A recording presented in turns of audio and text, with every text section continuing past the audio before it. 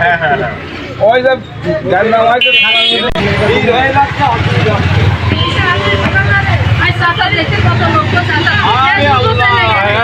এই লোক হবে, এই ধরেন একটা দেরি কয়েকজন লোক তো হবে।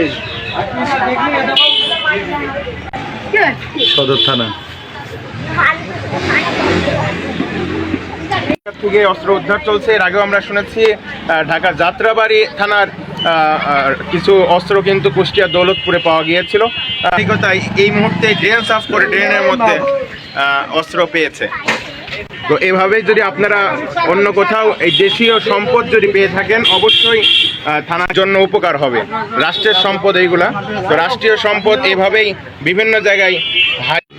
আমি কাজ করতে যাই, কোদালে বাঁধলো, আমি তুললাম, তোলার পরে এখানে লোকজন দেখলো, এই পন্থী আর আর আর কোনো লোকজন সব রাস্তা আসছে দেখছে, এই থানায় দিয়ে দেবে। আমাদের ভয় নাই, আমি তো ধরেন পৌরসভা